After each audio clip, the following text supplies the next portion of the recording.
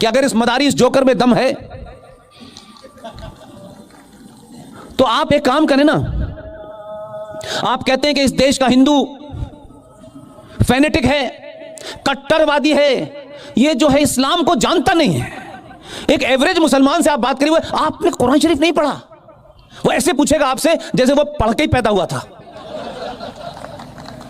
देश के traffic rule पिछले 50 साल से बताए जा रहे हैं, वो उसे नहीं पता चल रहे, लेकिन सीए पढ़ लिया उसने। जो तुम धमकियां देते हो, जरा कुरान शरीफ के पन्नों को पलटो, उसी में लिखा हुआ है जो आया है उसके जाने का वक्त तय है, जगह भी तय है।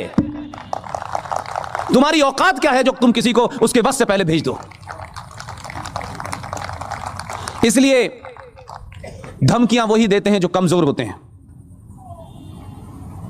ताकतवर आदमी धमकी नहीं देता है। ताकतवर आदमी आता है, किताब उठाता है, पार्लियामेंट में जाता है और 370 समाप्त हो जाता है।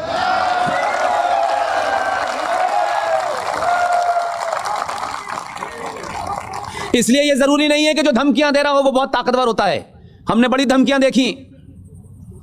जो लोग निजाम मुस्तफा बसाना चाहते थे कश्मीर में, अल्लाह की हुकूमत बसाना चाहते थे, हमारे आजादी के आसपास के बौने नेताओं ने किन कारण से 370 दी मुझे नहीं पता, किन कारणों से 14 मई 1954 को 35 पे दी, किन किन के सामने और किन ब्लैकमेलिंग की वजह से उन्होंने दी मुझे नहीं पता। लेकिन मेरे दौर में मुझे यह पता है कि मुख्यमंत्री ने भी मुझे धमकी दी, पूरे राष्ट्र को देने लगी वो धमकी, और उन्होंने कहा 35 से जो छेड़छाड़ करेगा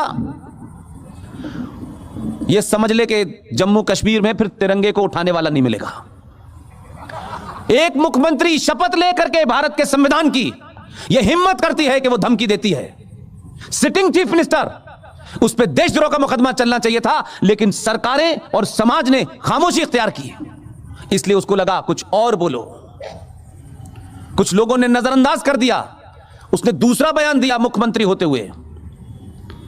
अगर इस पे फैसला आ गया, जबकि 35 पे की सुनवाई भारत की सुप्रीम कोर्ट में चल रही थी, यह विश्व हिंदू परिषद के ऑफिस में नहीं चल रही थी, सुप्रीम कोर्ट में सुनवाई चल रही थी। वो जजें को चैलेंज कर रही थी, इस देश की न्यायपालिका को चैलेंज कर रही थी। वो न्यायपालिका जो कंटेम्प्ट ऑफ कोर्ट करती है, किसी गरीब को पकड़ के खड़ा कर देती है। हिम्मत नहीं हुई उनकी कहने की। उसने कहा अगर आया तो हम हिंदुस्तान के 1947 जैसे हालात कर देंगे। बहुत लोगों को बुरा लगा। मैंने कहा आपको करने की जरूरत नहीं है, हमने जो आदमी भेजा है वो 1947 से हिसाब लेना शुरू करेगा।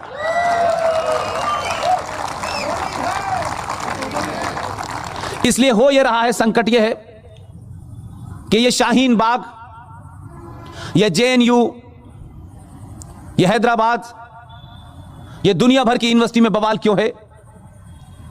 लोग क्यों चिल्ला रहे हैं? क्या उनके अंदर बदहवासी है? उसको समझने के लिए आप यहां से शुरू करें। 1947 से इस देश में, इस देश के संविधान में, इस देश की संसद में, इस देश की न्यायपालिका के माध्यम से जो एक इनविजिबल सत्ता क्रिएट कर दी गई थी, जम्मू एंड कश्मीर से भारत आजाद हुआ, पाकिस्तान बना, 2 नेशन थ्योरी पे बना। लेकिन उसके बाद भारत की धरती पे आपने जम्मू कश्मीर का एग्जिस्टेंस भारत के संविधान के खिलाफ जाकर के जो धाराएं आपने दी, जो कंसेशन आपने दिए, आपने कहा कि वहां प्राइम मिनिस्टर की मांग होगी, प्राइम मिनिस्टर होगा। आपने कहा वहां के असेंबली की 6 साल की उम्र होगी, अच्छा साहब ये भी हमने माना। हमारा संविधान होगा, ये भी आपने माना। ये कंसेशन देते देते आप उन लोगों को लगने लगा कि इससे बढ़िया क्या हो सकता है, तो आपने वो नारे नहीं सुने। मुझे अल्लाह ने उस जगह पैदा किया है, मैं बड़ा शुक्रगुजार हूं अल्लाह का, कि जहां से पाकिस्तान बनने का आइडिया डेवलप हुआ और कई लोग यहां से गए और वहां के प्राइम मिनिस्टर और डिफेंस मिनिस्टर बने। और बकौल RSN सिंह साहब के कि जिंदगी का आखिरी सफर जो मेरे सहाफत का, जर्नलिज्म का था, वो भी उसी मुल्क में आखिरी करवाया 12 साल का, जहां यहां के लोग कहते थे कि अगर हमारी आवाज को दबाया गया तो सरहद पार चली जाएगी। तो मैं उस सरहद पार देखने गया था कि इनकी आवाज को सुनता कौन है। वो मेरी जिंदगी का, प्रोफेशन का आखिरी असाइनमेंट था। उसके बाद मुझे नहीं मालूम कि मेरी जिंदगी में आर सिंह जैसे लोग, जीडी बख्शी जैसे लोग, सुशील पंडित जैसे लोग कैसे इतना मुझे मुतासिर कर देंगे, कैसे इतना इन्फ्लुएंस कर देंगे कि इन लोगों ने कहा कि कुछ ऐसे मुद्दे हैं देश में जिस पे लोग बोलने से डरते हैं, कतराते हैं, आप कुछ मुद्दों को उठाइए। मैं बहुत सीधा साधा सा आदमी था, ये आर एन सिंह साहब ने बिगाड़ा है मुझे।